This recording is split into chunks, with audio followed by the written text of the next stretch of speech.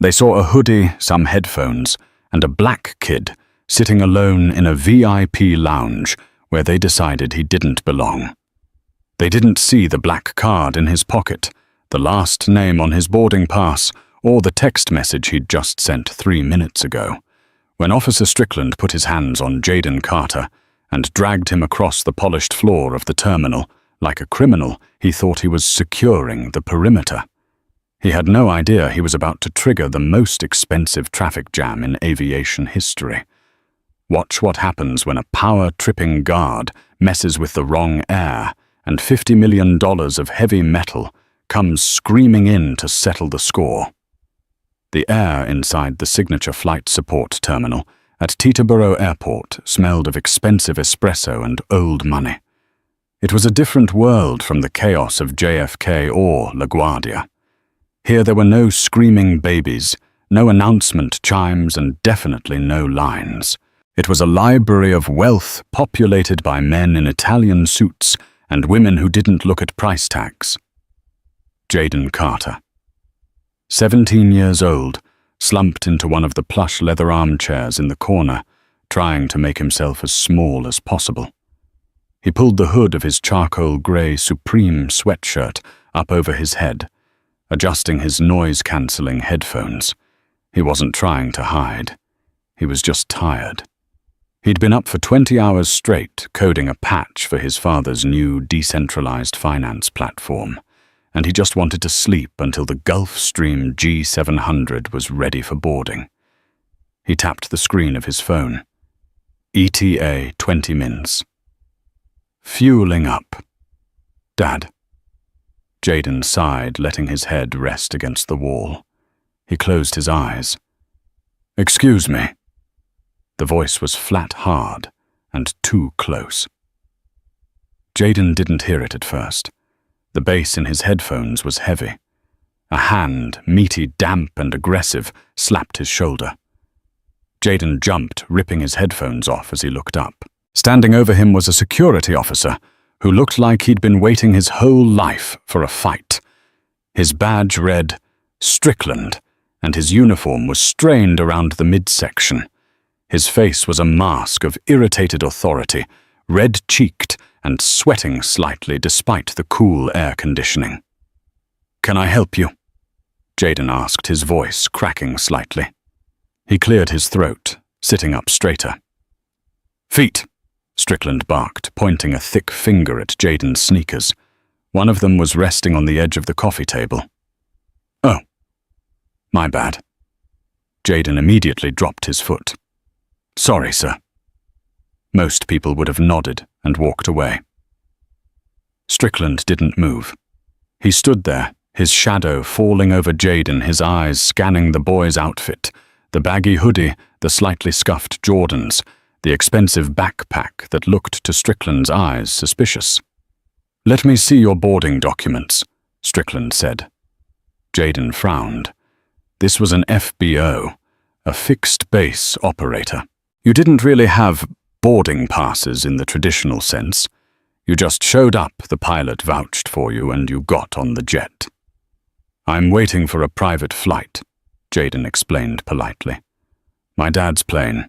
It's the Gulfstream G700 parked on the south apron. Tail number N707DC. I didn't ask for a story." Strickland snapped his hand, resting on his belt dangerously close to his taser. "I asked for ID and documents. This is a private terminal for authorized personnel and ticketed passengers only. No loitering." "I'm not loitering," Jaden said, feeling the heat rise in his cheeks. He looked around. A few businessmen across the room glanced over, then quickly looked back at their iPads. Nobody wanted to get involved. "I'm a passenger." "ID," Strickland repeated louder this time. Jaden sighed and reached into his pocket. He pulled out his wallet. He didn't have his driver's license. He'd left it in his other bag. But he had his student ID from an elite private academy in Switzerland and a credit card. He handed the school ID to Strickland. Strickland took the card, squinting at it. He flipped it over. He scoffed. "La Rosie." What is this? Some fake internet ID. It's a boarding school, Jayden said. In Switzerland. Right. Strickland laughed, a dry, humorless sound. And I'm the King of England. Look, kid. I don't know how you got in here. Maybe the side door was propped open. Maybe you slipped past the receptionist while she was on the phone, but you need to leave. Now. I'm not leaving, Jayden said, his voice firming up. Check the manifest. My last name is Carter. The pilot is Captain Halloway. I'm not checking anything for a trespasser, Strickland spat. He leaned in, invading Jayden's personal space. We've had a rash of thefts in the parking lot lately. Laptops, luggage. You fit the description. Jayden's stomach dropped. Fit the description. He knew exactly what that meant. He looked down at his clothes. He looked at Strickland's eyes, which were filled with a cold, predetermined judgment. I haven't stolen anything, Jayden said quietly. I'm just waiting for my dad. Sure. Is your dad a rapper or maybe an athlete? Strickland sneered. He's an engineer, Jayden said, tightening his grip on his phone. Get up, Strickland ordered. You're coming with me to the holding office until the local PD gets here to sort out this fake ID and check that white backpack for stolen goods. You can't search my bag without a warrant or probable cause, Jayden said, reciting the line his father had taught him years ago. Know your rights, son, because they will try to take them. Strickland's face turned a shade of purple. He wasn't used to back talk, certainly not from kids who looked like Jayden. Probable cause is you trespassing in a federally regulated secure area, Strickland growled. He reached out and grabbed Jayden's upper arm. His grip was like a vice. Don't touch me, Jayden yelled, pulling his arm back. The room went silent. The businessmen stopped scrolling. The receptionist finally looked up, eyes wide. Resisting, Strickland shouted loud enough for the cameras. Subject is resisting. I'm not resisting, I'm sitting down, Jayden said. Panic starting to flutter in his chest. He held up his phone. Let me call my dad. Just let me make one call. Phone away. Strickland swiped at Jayden's hand, knocking the device to the carpet. The sound of the phone hitting the floor was like a gunshot in the quiet lounge. Jayden stared at it. It was unlocked. The text chain with his father was still open. You broke my phone, Jayden whispered. I'm going to break a lot more than that if you don't get on the ground, Strickland said, unclipping his handcuffs. On your stomach. Now. Jayden looked at the receptionist. Please, he pleaded. Call Captain Halloway. Just ask him if Jayden Carter is supposed to be here. The receptionist hesitated. She reached for her phone, but Strickland shot her a look. Don't interfere, Brianna. This is a security matter. I've got a hostile subject. Brianna put the phone down, looking away. Jayden realized then that he was on his own. He slowly got to his knees, hands raised. I'm complying, he said, voice trembling. I am complying. Please don't hurt me. But Strickland wasn't interested in compliance anymore. He was interested in domination. He kicked Jayden's legs out from under him, sending the boy face first into the carpet. The impact knocked the wind out of Jayden. He gasped, inhaling dust and the smell of industrial carpet cleaner. Before he could recover, a knee drove into the small of his back, pinning him down with crushing weight. Stop fighting, Strickland roared through Jayden was lying perfectly still. I can't breathe, Jayden wheezed. Strickland grabbed Jayden's left wrist and wrenched it behind his back, twisting it to a near breaking point. The cold steel of the handcuffs bit into his skin. Click, then the right arm. Click. You're in big trouble, son. Strickland panted the exertion, making his voice raspy. Assaulting a security officer. Trespassing. Possession of forged documents. Jayden pressed his cheek against the rough carpet. A tear leaked out, hot and humiliating.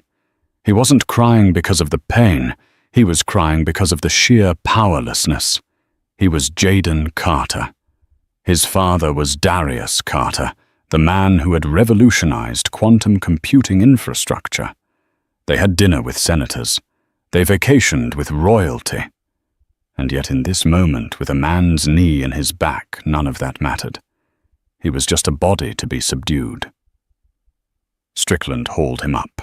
He didn't let Jayden get his footing. He yanked the chain of the handcuffs, pulling Jayden off balance, so he stumbled. "Walk!" Strickland shoved him toward the main glass doors. "My bag," Jayden stammered. "My phone." "Evidence," Strickland said. He kicked the backpack toward the reception desk. "Brianna, keep eyes on that bag. Don't touch it. Might be drugs or weapons in there." "It's a laptop," Jayden yelled, desperation creeping in. "It's just a laptop." Strickland grabbed Jayden by the back of his hoodie and the scruff of his neck. "Shut up." They began the walk of shame. Strickland didn't take him to a back office. He seemed to want to parade his catch. He marched Jayden right through the center of the FBO lobby. A group of pilots in crisp white shirts and epaulets were walking in. They stopped watching the scene. "Officer," one of the pilots asked, stepping forward. He was an older man with silver hair. "Is all this necessary? He's just a kid." "Back off, Captain," Strickland warned.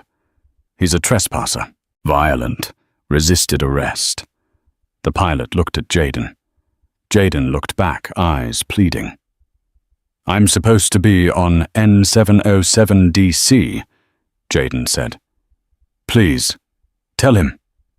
The pilot's brow furrowed. N707DC. That's the Carter bird. I saw the flight plan filed this morning. He looked at Strickland. "Strickland, you might want to double-check this.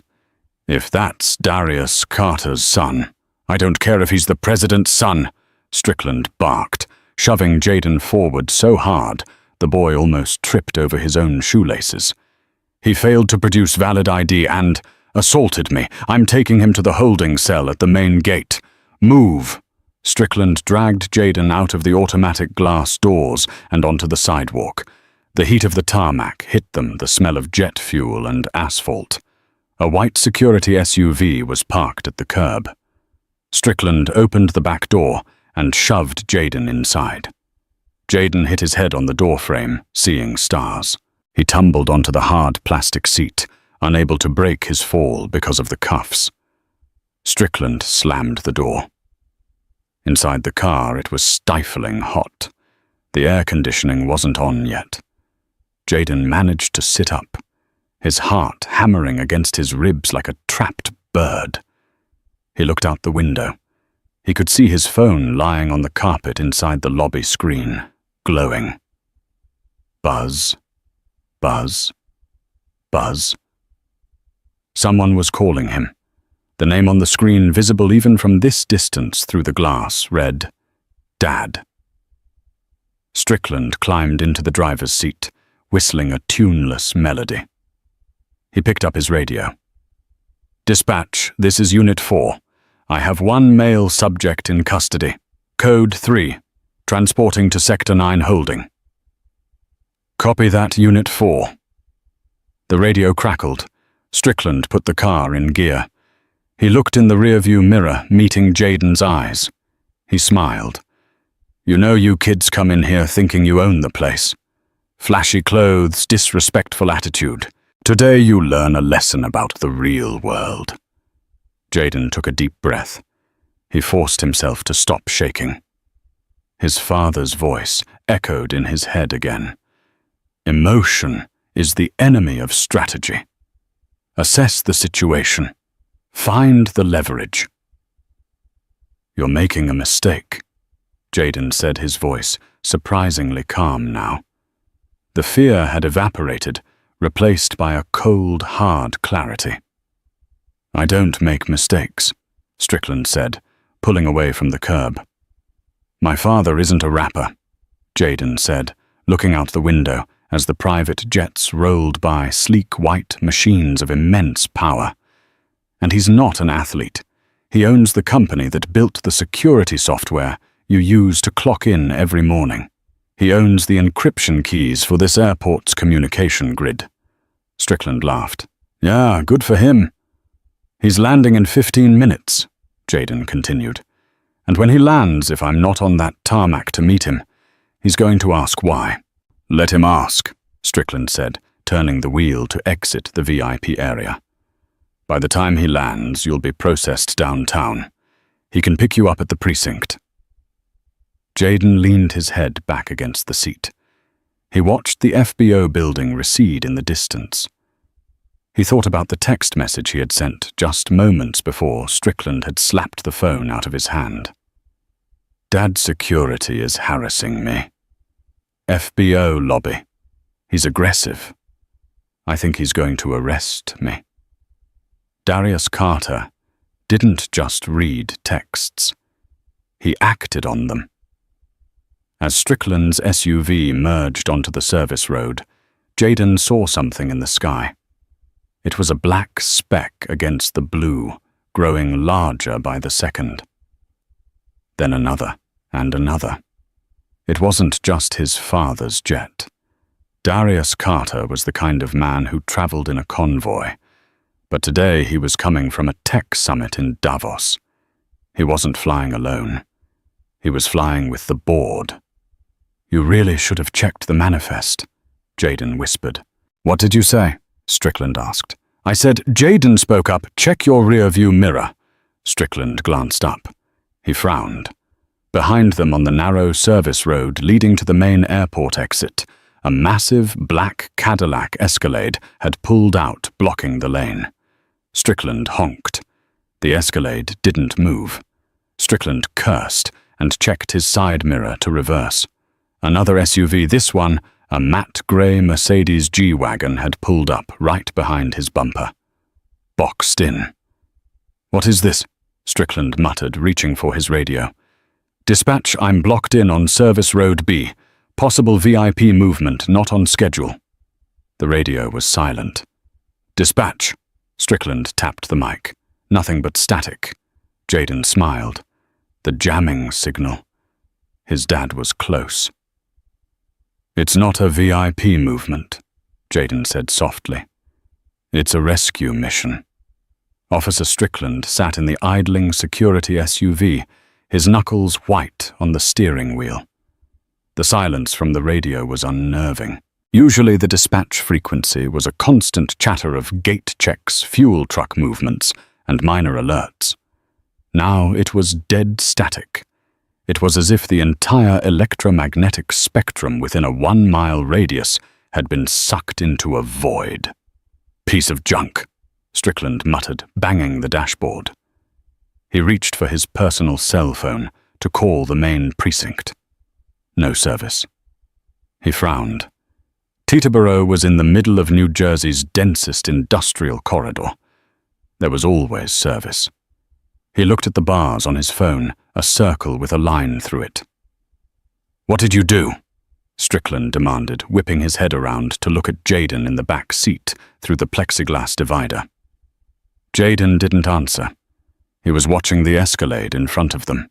The rear door of the massive black vehicle opened. 2 men stepped out.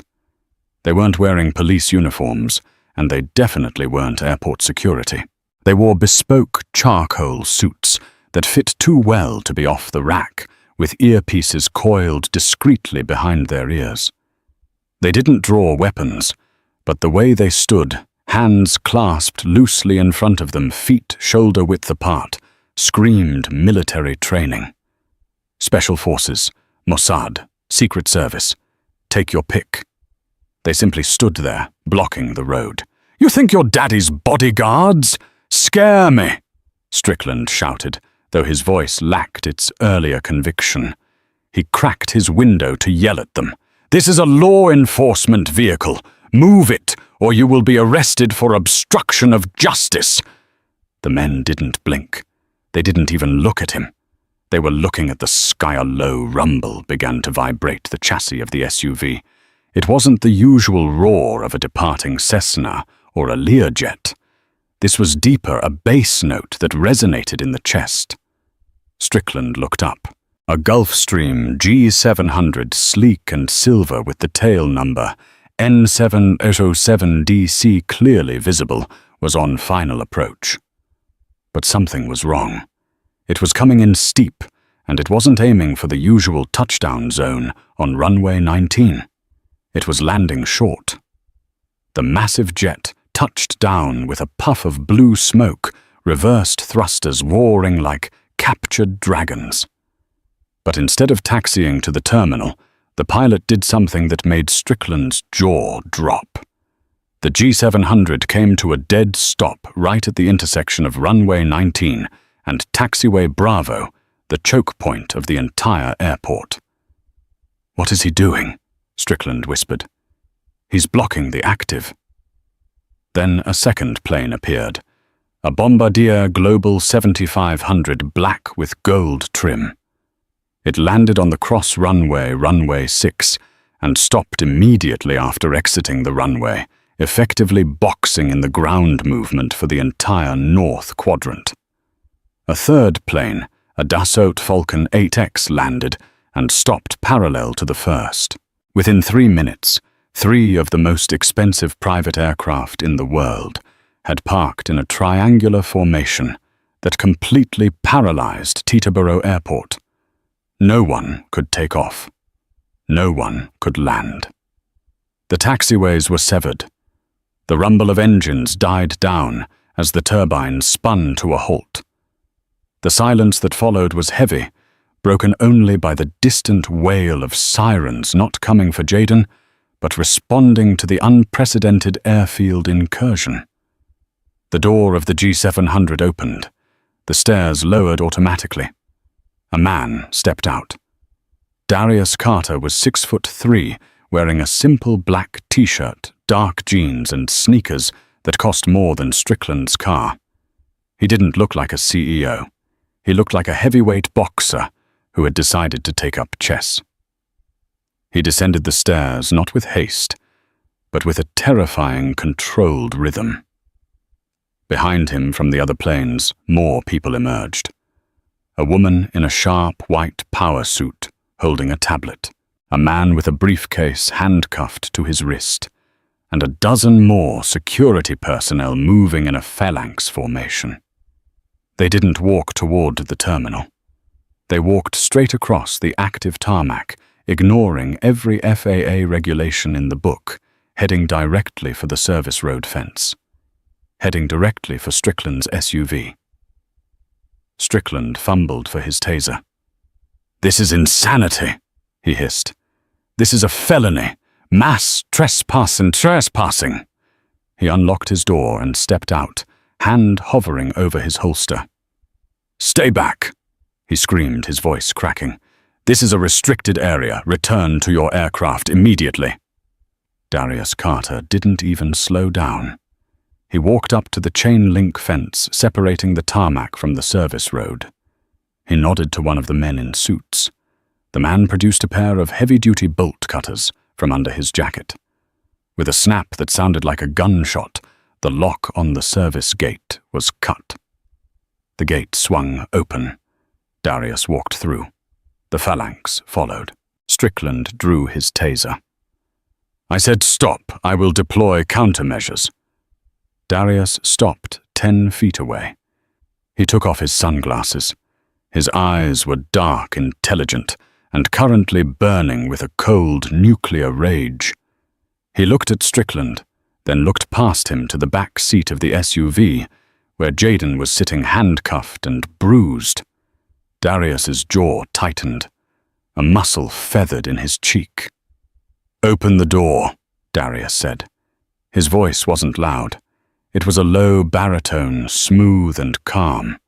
It was the voice of a man who commanded billions of dollars of capital and thousands of employees.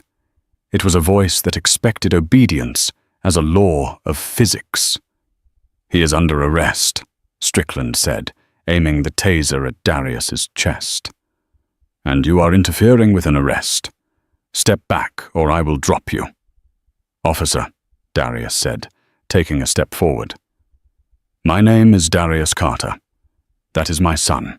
You have exactly 10 seconds to unlock those cuffs and open that door before your life as you know it ceases to exist." "You threatening a cop?" Strickland shouted, shaking now.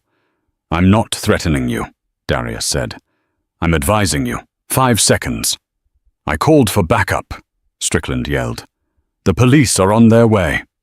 "The police," said the woman in the white suit, stepping up beside Darius, "are currently stuck in traffic at the main gate because 3 delivery trucks just mysteriously broke down across all 4 lanes of the entrance road. You are alone, Officer Strickland." Strickland looked at the woman. "Who are you?"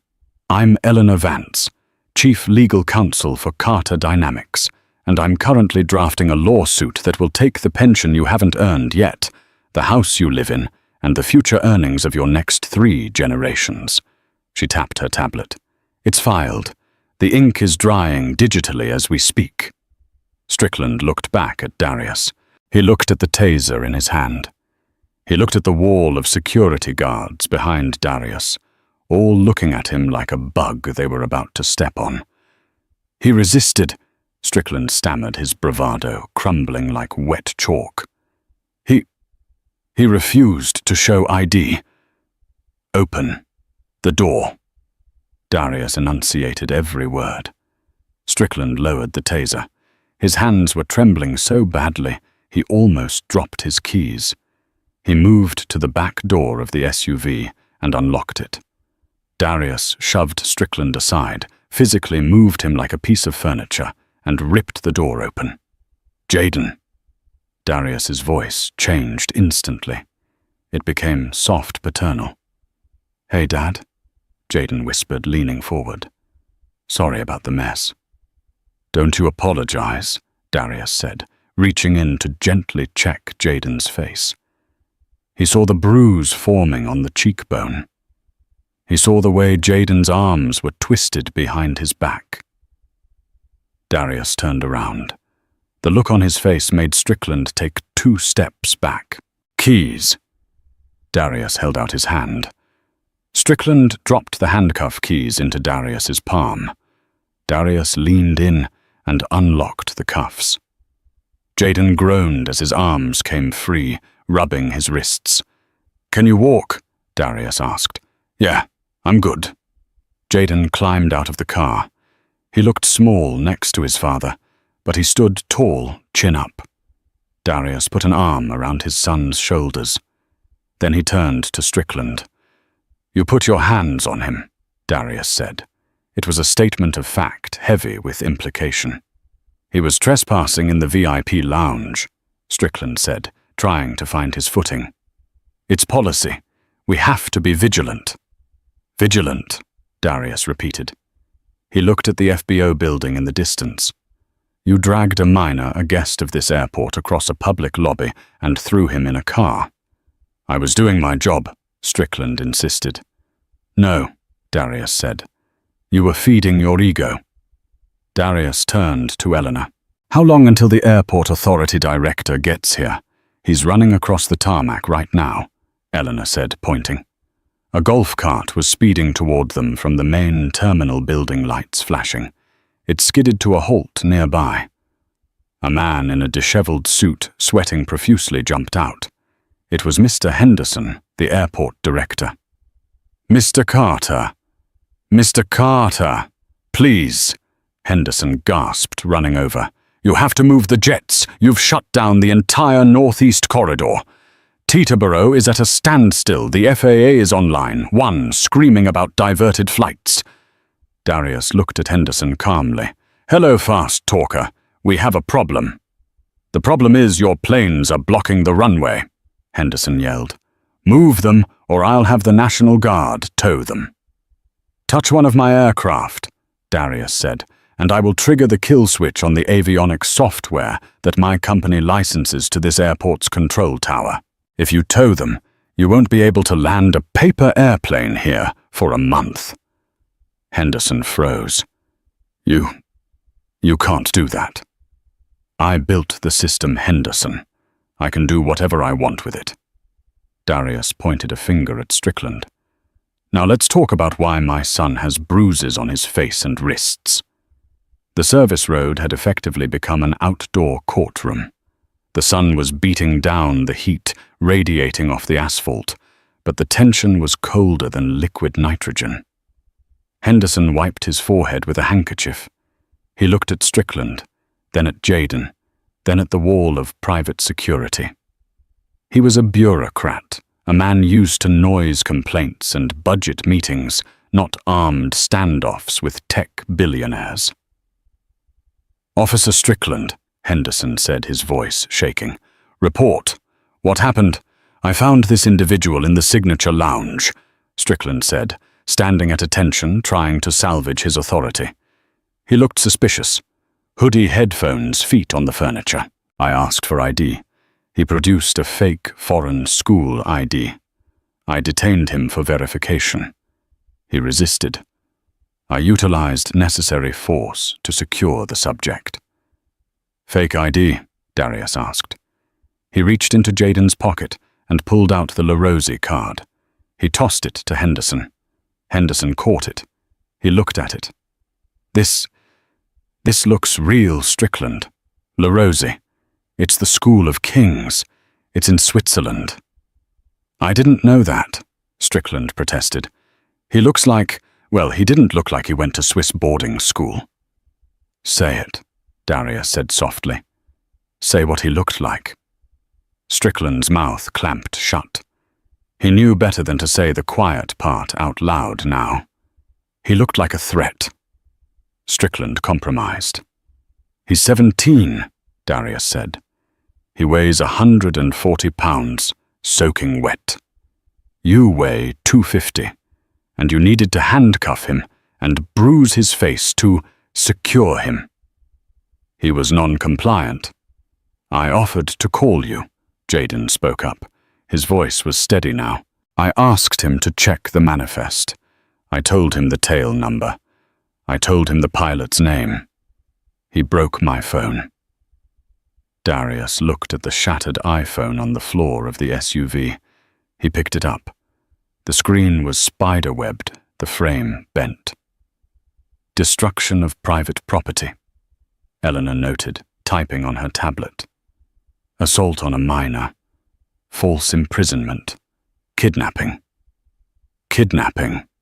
Strickland laughed nervously. "That's a stretch. You took a minor from a safe location against his will, without probable cause, and transported him in a vehicle without contacting his guardians," Eleanor recited. "In the state of New Jersey, coupled with the lack of Miranda rights read, which I assume you skipped, that constitutes kidnapping." "I am a sworn officer," Strickland yelled. "You are a rent-a-cop with a complex," Darius snapped. "And you just cost this airport its biggest client." Darius turned to Henderson. "Henderson, how much fuel does my fleet buy from this FBO annually?" Henderson swallowed. Roughly 2 million gallons, between the G700, the Globals, and the corporate shuttles. And the hangar fees, about 4 million a year. And the maintenance contracts, another 10. So, Darius calculated about $16 to $20 million a year. Gone. As of today. We're moving operations to Westchester, and I'm taking my friends with me. He gestured to the other jets. "That's Elon's plane over there. That's the Bezos Earth Fund jet. We were all flying in for the summit. I think they'll follow my lead when I tell them the security here assaults our children." Henderson looked like he was having a heart attack. "Mr. Carter, please, let's not be rash. This is one officer, one mistake." "One mistake?" Darius stepped closer to Henderson. "Do you know what my son was doing when this man attacked him? He was coding a patch for the security protocol that protects your financial data. He's a prodigy, Henderson. He's smarter than Yumi, and definitely him." He pointed at Strickland. And you treated him like a criminal because he was wearing a hoodie. I'll fire him, Henderson blurted out. Strickland, you're done. Badge on the hood. Now. Strickland's eyes bulged. You can't do that. I have a union. I have rights. I followed protocol. You caused a blockade of a federal airway, Henderson screamed, losing his composure. Give me the damn badge. Strickland looked around. He was cornered. Slowly, with shaking hands, he unpinned the badge from his shirt and slammed it onto the hood of the SUV. Happy? Strickland spat at Darius. You got me fired. Rich guy throws a tantrum and the working man gets screwed. Is that it? Darius looked at him with pity. Oh, Strickland, you think this is about getting you fired? You think I landed 3 planes on a runway just to get you a pink slip? Darius smiled, and it was a smile that didn't reach his eyes. I'm not trying to get you fired, Darius said. I'm trying to make sure you never work in a position of authority ever again. Eleanor read him the file. Eleanor Vance stepped forward, scrolling through her tablet. The screen cast a blue glow on her face. Officer Gary Strickland, she began, her voice crisp and professional. Formerly of the Newark PD. Dishonorable discharge in 2018. Excessive force complaints 12. Internal affairs investigations 4. You were let go because you broke a suspect's jaw while he was handcuffed. Does that sound familiar? Strickland went pale. That record is sealed. Nothing is sealed to Carter Dynamics, Eleanor said dryly. We specialize in data decryption. But here is the interesting part. You didn't disclose that discharge when you applied for this private security license. You lied on your background check forms. Specifically, question 14B, regarding prior disciplinary actions in law enforcement. Strickland took a step back, hitting the side of the SUV. That's perjury, Eleanor said. It's also fraud, and since this airport operates under FAA regulations, lying to obtain security clearance here is a federal crime. Also, Eleanor swiped the screen. We ran a quick audit of the confiscated items locker you manage here at the FBO. It seems there's a discrepancy. Since you took over the shift lead 6 months ago, 22 high-end electronic devices, iPads, laptops, phones, logged as lost and found, have vanished. Curiously, a seller on eBay with the username Strick9, located in your hometown, has been selling a lot of used electronics lately. Henderson's jaw dropped. He looked at Strickland with horror. You've been fencing passenger property. That's a lie, Strickland screamed. You're hacking me. This is illegal. It's public record if you know where to look, Jaden said. He spoke up from beside his father. I found the eBay account while I was sitting in the car. It wasn't hard. You used your own birthday as the password for your Wi-Fi hotspot officer. Weak OPSEC. Strickland looked at the teenager he had dragged across the floor. The kid wasn't just a rich heir. He was a shark in the water, just like his father. The police are here, one of the bodyguards announced. Finally, the flashing lights of the real police Port Authority PD and local Teterboro units poured through the main gate, which had finally been cleared of the broken-down trucks. 4 squad cars screeched to a halt. Officers spilled out hands on holsters, confused by the scene. 3 private jets parked on the tarmac, a fleet of SUVs and a standoff. A police sergeant marched over. Who is in charge here? We have reports of an airport takeover. Darius turned. He held up his hands, palms open. Sergeant, I'm Darius Carter. We had a security situation involving my son. We were securing the area until you arrived. The sergeant looked at Darius. He recognized him. Everyone recognized Darius Carter. Then he looked at Strickland, who was sweating badgeless and looking guilty as sin. "Officer Strickland?" the sergeant asked. "We got a call from the airport director claiming you've been stealing." Henderson stepped up. "I want to press charges, Sergeant. Fraud, theft, and assault. And get his vehicle off my tarmac." Strickland looked at the police, his brothers in blue. He looked for sympathy. He found none. They knew a dirty cop when they saw one. And they knew a billionaire when they saw one. They knew which way the wind was blowing. "Gary Strickland," the sergeant said, pulling out his own handcuffs. "Turn around." "You're kidding me," Strickland gasped. "Turn around." Strickland turned. He placed his hands behind his back. The sergeant slapped the cuffs on. Click, click. It was the exact same sound Jaden had heard 30 minutes ago. "Tight, aren't they?" Jaden asked softly. Strickland didn't answer.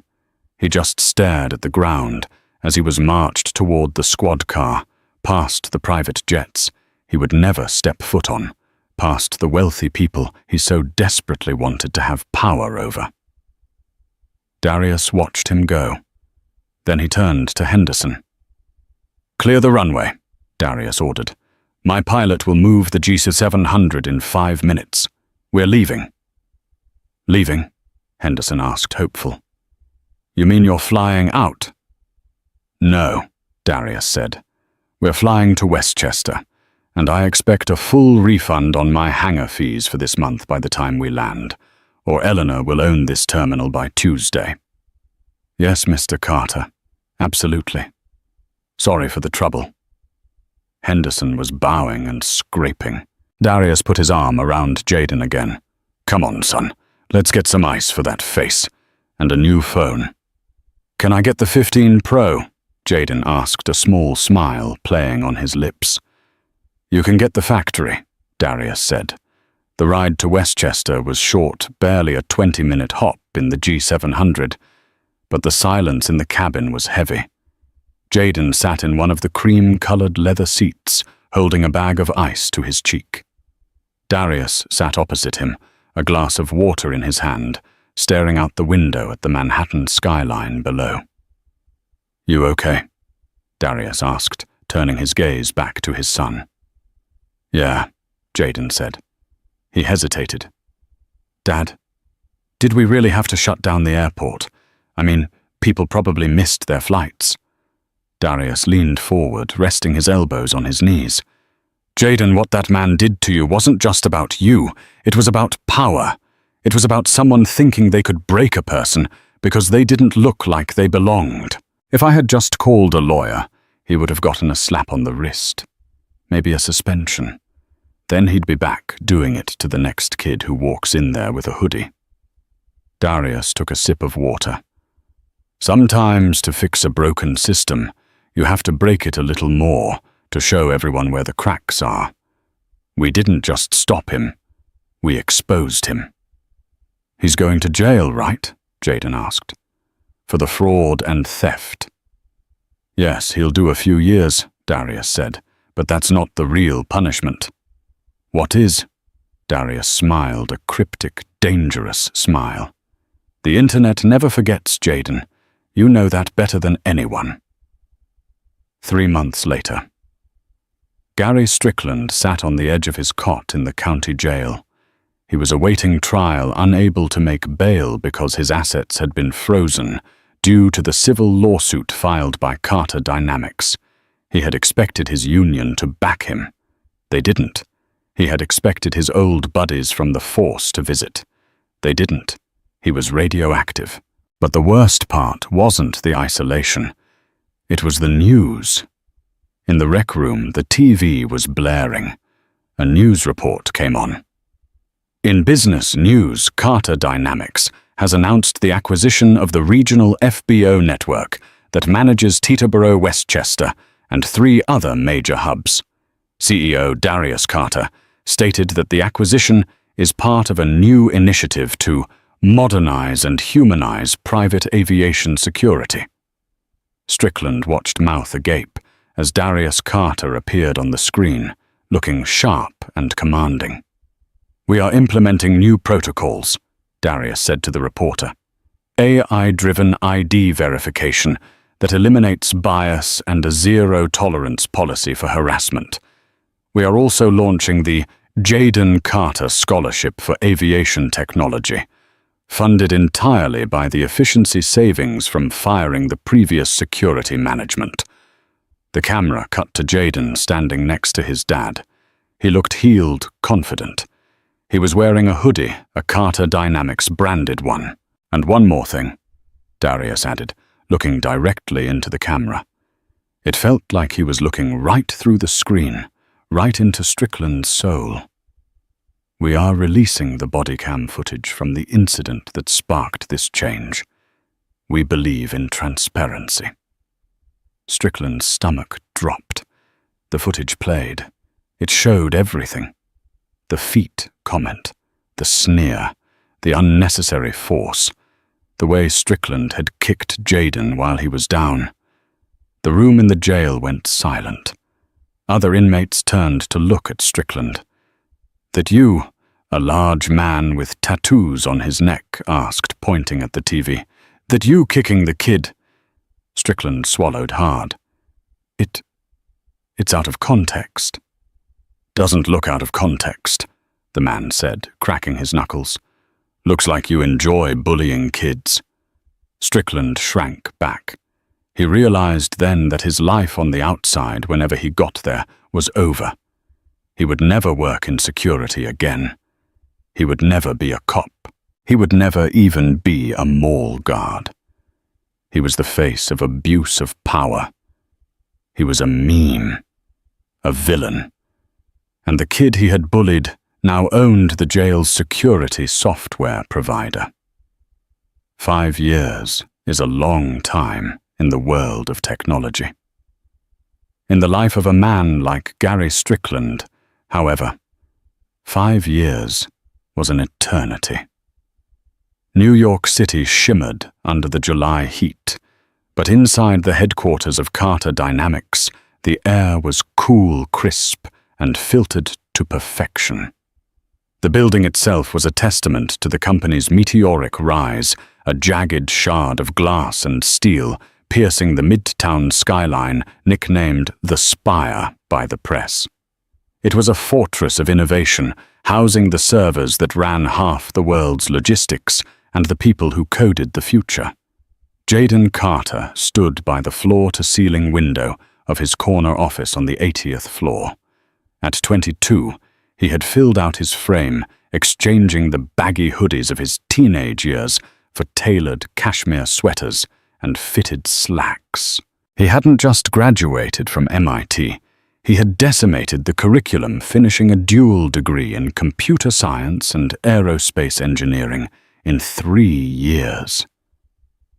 Now he was the chief technology officer of the company his father had built, and he was steering it into waters Darius had only dreamed of. He took a sip of his espresso, looking down at the ant-like traffic far below. His phone buzzed on the mahogany desk. It was a message from the HR director, Sophia Jenkins. "Candidate for the warehouse position is in holding room B. You asked to be notified." Jaden set his cup down. His expression didn't change, but his eyes darkened slightly. He had been waiting for this appointment for weeks. "Cancel my 2:00 p.m. with the development team," Jaden told his assistant as he walked out the door. "I have a personnel matter to attend to."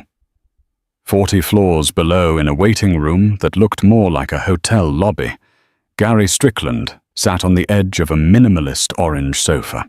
He tugged at the collar of his suit. It was a polyester blend he'd bought at a thrift store, and it smelled faintly of mothballs. It was tight around the shoulders and loose at the waist, a testament to the weight he had lost. Strickland looked nothing like the bulldog of a man who had terrorized Teterboro Airport. His hair, once thick and dark, was now thinning and grey. His face was gaunt, etched with deep lines of stress and sleepless nights. His eyes darted around the room, nervous, fearful. He was 48 years old, but he moved like a man of 70.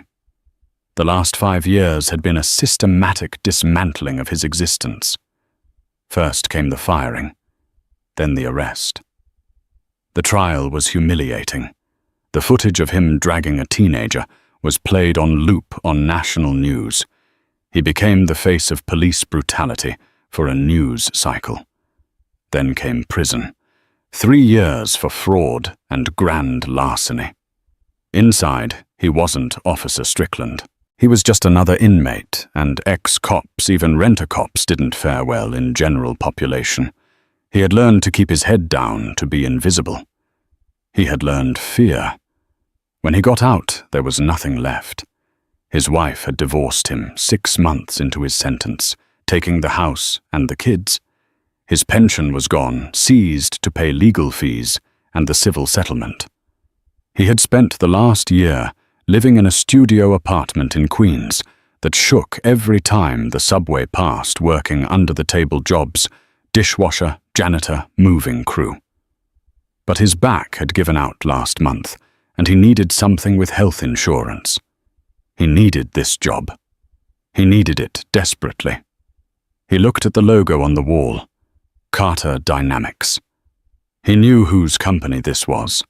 Every time he saw the name, he felt a wave of nausea, but pride was a luxury for men who could pay rent. Strickland was 3 days away from eviction. He had swallowed his vomit and applied for the lowest position available, night shift warehouse logistics associate. Mr. Strickland. A young woman with an iPad stood at the door. She looked sharp, professional, everything he wasn't. "Yes, ma'am," Strickland said, scrambling to his feet. He wiped his sweaty palms on his pants. "I'm Sophia. Follow me, please." She led him down a corridor lined with glass-walled offices where people half his age were building the future. They looked happy, engaged, important. Strickland kept his eyes on the carpet. They entered interview room B. It was small, soundproof, with a one-way mirror on the far wall. Strickland sat in the single chair facing the table. Sophia sat opposite him. "So," Sophia began scrolling through his file. "Gary Strickland, you're applying for the Level 1 logistics role, moving crates, scanning inventory, basic data entry." "Yes, ma'am. I'm a hard worker. I'm reliable." Sophia paused. She looked up at him, her gaze piercing. "I see a significant gap in your employment history, Mr. Strickland, and a felony conviction checked on your application. Can you explain that?" Strickland swallowed. His throat felt like sandpaper. I made some mistakes. Serious mistakes. I was incarcerated for 3 years." "For what?" Sophia asked. She knew. Jaden had made sure she knew. But the protocol required the candidate to say it. "Fraud," Strickland whispered. "And related charges. Related to your previous employment in security." "Yes." "Mr. Strickland." Sophia leaned back. "We are a company that prides itself on integrity. We handle sensitive data. Why should we trust a man who used his badge to commit fraud and assault?" Strickland looked at his hands. They were shaking. He clasped them together to stop the tremors. "Because I have nothing else," he said, his voice cracking. "I have lost everything. My family, my home, my reputation. I am not the man I was. I just want to work. I want to pay my rent. I will do the jobs nobody else wants. I will work the holidays. I will work the graveyards. Please, I am begging you." Tears welled in his eyes. He hated himself for crying, but the desperation was a physical weight in his chest. Behind the one-way mirror, the room was dark. Jaden stood with his arms crossed, watching the man who had once knelt on his back. He remembered the smell of the airport carpet. He remembered the pain in his wrists. He remembered the feeling of total helplessness. For years, Jayden had thought about this moment. In his darker teenage fantasies, he had imagined confronting Strickland, yelling at him, maybe even spitting on him. He had imagined using his wealth to ensure Strickland starved. But looking at the broken shell of a man in the interrogation chair, Jayden didn't feel anger. He didn't feel triumph. He felt pity. And he felt a profound sense of distance. Strickland was no longer a monster. He was just a sad, pathetic consequence of his own ego. "He's desperate," Darius said. Jayden turned. His father had slipped into the observation room silently.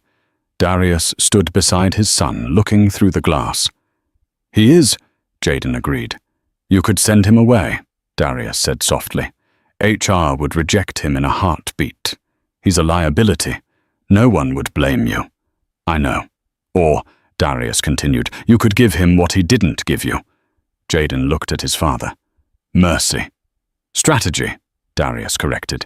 "If you kick him out, he becomes a victim in his own mind. He blames the rich kid for ruining his life again. He dies angry and self-righteous." Jayden looked back at Strickland. The man was wiping his eyes with a frayed sleeve.